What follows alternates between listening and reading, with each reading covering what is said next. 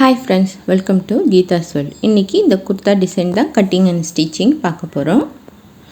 நான் லைனிங் போட்டு வச்சுருக்கேன்.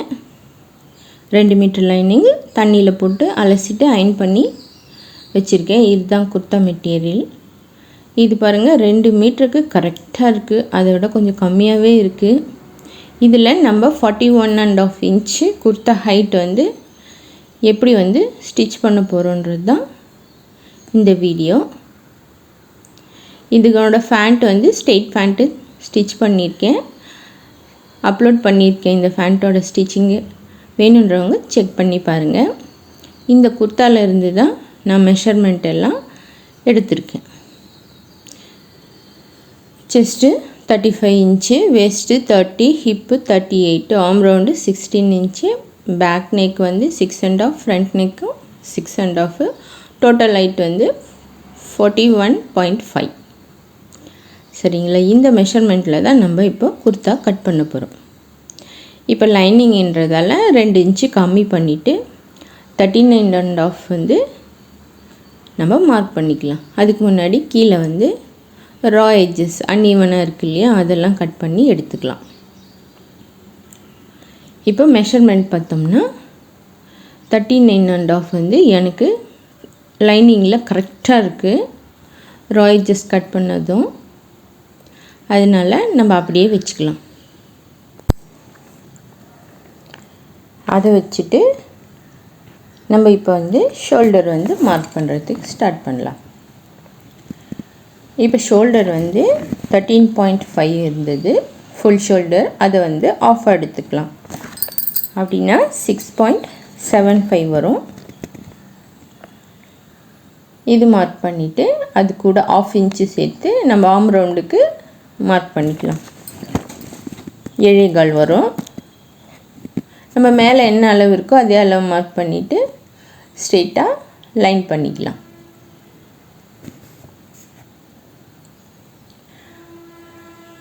இப்போ ஷோல்டர் வந்து நம்ம ரெடியாக இருக்கு இல்லையா, அந்த குர்த்தா அளவு குர்த்தா அதில் வந்து எவ்வளோ இருக்குதுன்னு சொல்லிட்டு செக் பண்ணிக்கலாம்.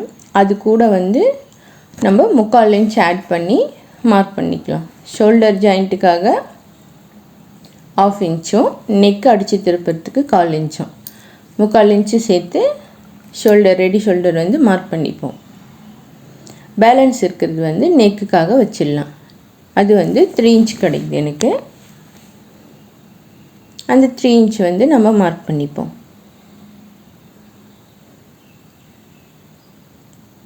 அடுத்து பேக் நெக் வந்து ரெண்டுமே 6.5 தான். ஆனால் ஃப்ரண்ட் லைன் வந்து அவ்வளோ லென்த் இல்லை, கம்மி பண்ணியிருக்கேன். சின்ன ஒரு டிசைனும் போட்டிருக்கேன். சரிங்களா? ரவுண்ட் வந்து ஷேப் எடுக்கிறதுக்காக கீழே வந்து 1/2 இன்ச் எக்ஸ்ட்ரா வச்சுருக்கேன், 3.5. அப்போ தான் நமக்கு ரவுண்ட் வந்து நல்லா பெருசாக கிடைக்கும், அகலமாக. கொஞ்சம் டெப்த் வச்சுருக்கேன் 6.5. அதையும் வந்து பாக்ஸ் போட்டுட்டு ரவுண்ட் பண்ணிக்கலாம். ஃப்ரண்ட் நெக் வந்து 6.5 வைக்கிறோம்னாக்கா அதில் வந்து 4 இன்ச்சு தான் நமக்கு நெக்கோட வரும். 2 இன்ச்சு வந்து ஒரு சின்ன டிசைன் வச்சுருக்கேன். 1/2 இன்ச்சு வந்து ஷோல்டர் ஜாயிண்ட்டுக்கு போயிடும். அதனால் அவ்வளோ பெரிய நெக் வராது. சின்ன நெக்கு 4 இன்ச்சு தான் வரும். சரிங்களா? பேக் நெக் மட்டும் அந்த 6.5 இன்ச்சு வச்சுருக்கேன். இப்போ நல்லா டீப்பாக ரவுண்ட் பண்ணிக்கலாம். இப்போ அடுத்து வந்து ஷோல்டர்லேருந்து ஹிப்புக்கு வந்து 14, அதாவது ஹைட்டை பொறுத்து நான் வந்து 14 மார்க் பண்ணுறேன். ஹிப்புக்கு வந்து 20 21 மார்க் பண்ணிக்கோங்க, கரெக்டாக இருக்கும். அப்படி இல்லாட்டி நீங்கள் குர்த்தாவில் வந்து மெஷர்மெண்ட் எடுத்துகிட்டு அதை மார்க் பண்ணிக்கோங்க. சரிங்களா? இது வந்து ரெண்டுத்தையும் லைன் பண்ணிடலாம். இப்போது செஸ்ட்டு வந்து நமக்கு 35 இன்ச்சு. அது கூட ஈஸ் அலவன்ஸ்க்காக ஒரு 3 இன்ச்சு சேர்த்தா 38. அதை வந்து 4 டிவைட் பண்ணோம்னா 9.5 வரும். அதை வந்து மார்க் பண்ணிவிட்டு 1.5 இன்ச்சு சீம் அலவன்ஸ்க்காக விடலாம். அடுத்து வேஸ்ட்டுக்கு வந்து 30 இன்ச்சு சொன்னோமா, அது கூட 3 இன்ச்சு ஈஸ் அலவன்ஸுக்கு சேர்த்துக்கலாம். சேர்த்துட்டு 33 4 டிவைட் பண்ணோம்னா நமக்கு 8.25 வரும். அதை மார்க் பண்ணிவிட்டு நம்ம டாட்டுக்காக ஒரு 1/2 இன்ச்சு சரிங்களா, 1/2 இன்ச்சு விட்டுட்டு பின்ன 1.5 இன்ச்சு சீம் அலவன்ஸ். ஹிப்புக்கு வந்து நம்ம 1 இன்ச்சு விட்டுறது எப்போவுமே கரெக்டாக இருக்கும். நான் வந்து 2 இன்ச்சு விட்டுருக்கேன், ஏன்னா கொஞ்சம் சம்மர் டைம்ன்றதால கொஞ்சம் நல்லா லூஸாகவே இருக்கட்டும்னு சொல்லிட்டு. அதனால 2 இன்ச்சு சேர்த்து 40 இன்ச்சு. 40 இன்ச்சை 4ஆக டிவைட் பண்ணோம்னா 10 இன்ச்சு வச்சுட்டு 1 இன்ச்சு வந்து சீம் அலவன்ஸ்க்காக விடணும். இப்போ இங்கே வந்து மேலே வந்து 11 இன்ச்சு வச்சோமா, பாட்டம் வந்து 12 இன்ச்சு, 1 இன்ச்சு எக்ஸ்ட்ரா சேர்த்து வச்சுட்டு லைன் பண்ணிக்கலாம். இப்போ மார்க் பண்ண லைன்ஸ் எல்லாம் வந்து ஜாயின் பண்ணிடலாம். ஹார்ம் ஹோல் வந்து ஸ்கேலை வச்சு நீங்கள் ரவுண்ட் எடுத்திங்கன்னா நமக்கு வந்து பர்ஃபெக்டாகவே கிடைக்கும். எனக்கு வந்து 1/2 இன்ச்சு சேர்த்து 7.25 வச்சேன் இல்லையா, எனக்கு 1/2 இன்ச்சு வந்து எக்ஸ்ட்ரா தான் வந்தது. சரி, அதை சம்மர் டைம் சொல்லிட்டு நான் அந்த 1/2 இன்ச்சு எக்ஸ்ட்ரா இருக்கட்டும்னு சொல்லியே விட்டாச்சு. உங்களுக்கு அப்படி கரெக்டாக வேணும்னிங்கன்னா நம்ம 7.25 வச்சோம் இல்லையா, அதை வந்து 6.75 வச்சு நீங்கள் மார்க் பண்ணிங்கன்னா உங்களுக்கு பர்ஃபெக்டாக உங்களோட ஆர்ம் ரவுண்ட் வந்து கிடச்சிரும். சரிங்களா, இப்போ ஃப்ரண்ட்டுக்கு டெப்த் எடுத்துடலாம். இப்போ ஃப்ரண்ட் நெக் வந்து அப்புறம் கட் பண்ணுவோம். இப்போ லைனிங் கட் பண்ணி முடிச்சிட்டோமா, இப்போ வந்து மெயின் பீஸில் போட்டு கட் பண்ணிக்கலாம். இப்போ பாருங்கள், நான் லைனிங்கே வந்து 2 இன்ச்சு கம்மி பண்ணி தான் கட் பண்ணேன். இப்போ இது குர்த்தா மெட்டீரியல் பாருங்கள், லைனிங்கை விட இன்னுமே 1.5 இன்ச்சு வந்து கம்மியாக வருது. மொத்தம் எனக்கு வந்து குர்த்தா வந்து 41.5, அதாவது ஸ்டிச்சிங்கோட 42 இன்ச்சு எனக்கு தேவை. அது பத்தாததுக்கு நான் ஃபேண்ட்டு தைச்சிட்டு பேலன்ஸ் இருந்த கிளாத் வந்து எடுத்திருக்கேன். நமக்கு எவ்வளோ கிளாத் வேணும் அதை விட எக்ஸ்ட்ரா வந்து நான் 2 இன்ச்சு எடுத்திருக்கேன். ஏன்னா மேலே ஜாயிண்டிங்கு கீழே ஃபோல்டிங்க்கு எல்லாத்துக்கும் வேணும் இல்லையா. அது கூட வந்து நம்ம இதை ஜாயின் பண்ணிவிட்டு நான் லேசஸ் வச்சு நம்ம ஜாயின் பண்ணதை மறைக்க போகிறேன். அதுவே ஒரு டிசைனாகவும் ஆகிடும். இப்போ 1/2 இன்ச்சு எக்ஸ்ட்ரா விட்டு ஃபுல்லாக குர்த்தா வந்து மெட்டீரியல் கட் பண்ணிக்கலாம். இப்போ இதோட நெக்கு வந்து பார்ப்போம். இது வந்து ஃப்ரண்ட் நெக்கு. பேக் நெக்கு நார்மலாக ரவுண்ட் பண்ணிட்டோம். இதில் சின்ன ஒரு டிசைன், ரொம்ப சிம்பிளான டிசைன் தான். பாருங்கள், மொத்த டோட்டல் வந்து 6.5 வச்சோம் இல்லையா, வச்சுட்டு 2 இன்ச்சு வந்து அந்த டிசைனுக்காக எடுத்துடலாம். பேலன்ஸ் இருக்கிறத வந்து பாக்ஸ் போட்டு நம்ம ரவுண்ட் பண்ணிக்கலாம். ரவுண்ட் பண்ணிவிட்டு இந்த 2 இன்ச்சு விட்டோம் இல்லையா, அது சென்டர் வந்து ஒரு 1/2 இன்ச்சு மார்க் பண்ணிவிட்டு சின்னதாக லீஃப் ஷேப்புக்கு ட்ராயிங் பண்ணிவிடுவோம். 1/2 இன்ச்சு போதும். அதே ஸ்டிச் பண்ணி வரும்போது நமக்கு 1 இன்ச்சு கிடச்சிரும். சரிங்களா, ஜாஸ்தி கட் பண்ண வேண்டாம். இப்போ இதை கட் பண்ணிடலாம். பாருங்கள், கட் பண்ணிட்டேன். எவ்வளோ கொஞ்சமாக கட் பண்ணியிருக்கேன் பாருங்கள் அந்த ஷேப்பு. மேலே வந்து இந்த மாதிரி 1/2 இன்ச்சு விட்டுட்டு கட் பண்ணுங்கள். அப்போ தான் வந்து நமக்கு இந்த ஷோல்டர் ஃபால் ஆகுறதுன்றது 99% இந்த மாதிரி கட் பண்ணிங்கன்னா கம்மியாயிடும். இப்போ நெக்கும் கட் பண்ணியாச்சு. இப்போ வந்து நம்ம குர்த்தாவில் நம்ம பிட்டு கட் பண்ணி வச்சுருக்கோம் இல்லையா, இது வந்து எப்படி ஜாயின் போடுறது, எப்படி டிசைன் பண்ணுறதுன்னு சொல்லிட்டு மிஷினில் பார்ப்போம். இதில் சில்வர் கலர் இருக்கிறதால நான் சில்வர் கலர் கோட்டாப்பட்டு எடுத்திருக்கேன். அப்புறம் ஜாயிண்டிங் லேஸும் எடுத்திருக்கேன். சரிங்களா, இப்போ வந்து குர்த்தாது ரைட் சைடு நான் பிட்டு கட் பண்ணோம் இல்லையா, அதுக்கு கரெக்ட் சைஸில் லைனிங்கும் கட் பண்ணி வச்சுருக்கேன். ஏன்னா ஃபேண்ட்டு கிளாத் வந்து கொஞ்சம் ரொம்ப தின்னாக இருந்த மாதிரி இருக்குது. நமக்கு குர்த்தா வந்து பறக்காமல் இருக்கிறதுக்காக, வெயிட் கொடுக்கறதுக்காக லைனிங் கிளாத்து ஜாயின் பண்ணியிருக்கேன். இப்போ ரைட் சைடில் சேர்த்து அடிச்சிடலாம். அடிச்சுட்டு சின்ன சின்னதாக அர்க்காத் கொடுத்துக்கலாம். ஏன்னா வந்து திக்காக இருக்கு இல்லையா, நமக்கு ஃபோல்டிங் வந்து ஈஸியாக இருக்கிறதுக்காக.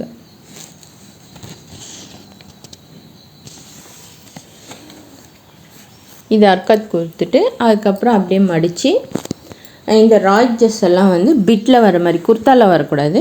நம்ம ஜாயின் பண்ணுறோம் இல்லையா ஃபேண்ட் கிளாத்து, அந்த ஃபேண்ட் கிளாத் சைடு வர மாதிரி தள்ளி விட்டுட்டு ஒரு ஸ்டிச் போட்டுக்கலாம், படிமான தையல்.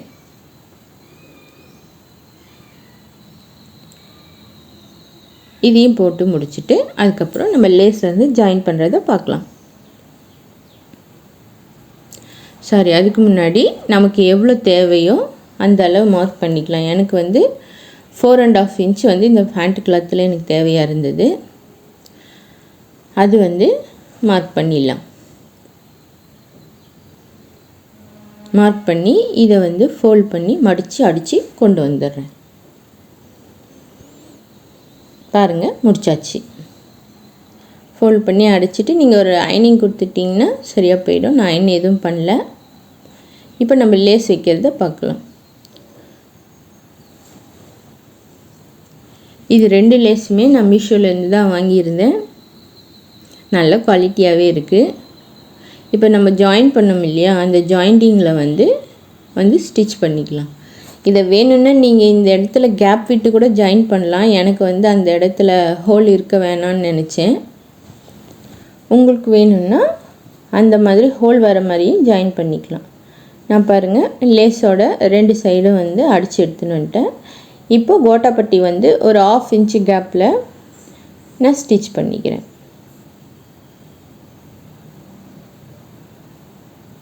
இதே உங்களுக்கு 2-3 லைன் வேணும்னாலும் ஸ்டிச் பண்ணிக்கலாம். நான் வந்து கீழே ஒன் டைமும் மேலே ஒரு லைனும் கீழே அடித்து முடிச்சுட்டு மேலே அதே 1/2 இன்ச்சு கேப்பில் இன்னொரு லைன் அடிச்சுட்டு நான் எடுத்துகிட்டு வரேன். பாருங்கப்பா, முடிச்சாச்சு. எனக்கு இதே ஓகேன்ற மாதிரி இருந்தது, அதால் விட்டுட்டேன். இப்போ வந்து நம்ம குர்த்தாவோட பாட்டம் வந்து ரெடி ஆகிடுச்சு. அடுத்து வந்து நம்ம நெக்கு ஸ்டிச் பண்ணுறத பார்ப்போம். நெக்கு பேக் நெக் வந்து எப்பவும் போல் ரவுண்டு அடித்து திருப்பி முடிச்சிட்டேன். இது வந்து நான் செட் பண்ணியிருக்கேன் பாருங்கள். இது ஃப்ரண்ட் நெக்கு. எக்ஸ்ட்ரா வந்து ஒரு லைனிங் கொடுத்துருக்கேன். இப்போ இது ஒரு ஃபுட் அளவுக்கு சுற்றி ஸ்டிச் பண்ணிவிட்டு வருவோம். வேணும்னா நீங்கள் வந்து ஒரு பென்னு வச்சோ இல்லை பென்சில் வச்சோ மார்க் பண்ணிக்கலாம் ஒரு ஃபுட் அளவு, லைன் வந்து சேஞ்ச் ஆகாமல் இருக்கிறதுக்காக.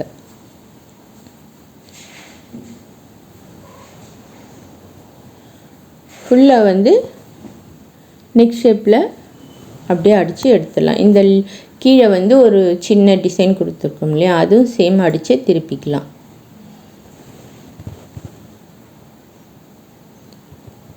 இதை அடித்து திருப்பிட்டு இந்த ஓப்பனிங் வருது இல்லையா, இந்த டிசைன், இதில் வந்து ஒரு 2 மணி வைக்கலான்னு பிளான் பண்ணியிருக்கேன். சரிங்களா? இப்போ வந்து அடித்தாச்சு. இப்போ வந்து நெக்கு வந்து 1/4 இன்ச்சு விட்டு கட் பண்ணிடலாம். அந்த சின்ன ஹோலையும் கட் பண்ணி எடுத்துகிட்டு நாச்சஸ் போட்டுக்கலாம். ஃபுல்லாக வந்து எங்கெங்கே போடணுமோ எல்லா இடத்துலையும் போட்டுட்டு திருப்பிடுவோம். நெக்கு வந்து அந்த கார்னர் வந்து ஃபோல்ட் பண்ணி ஷார்ப்னஸ் வந்து நல்லா எடுத்துகிட்டு வந்துடுங்க. சப்போஸ் வரலைன்னா சிசர் வச்சு பொறுமையாக எடுத்துருங்க.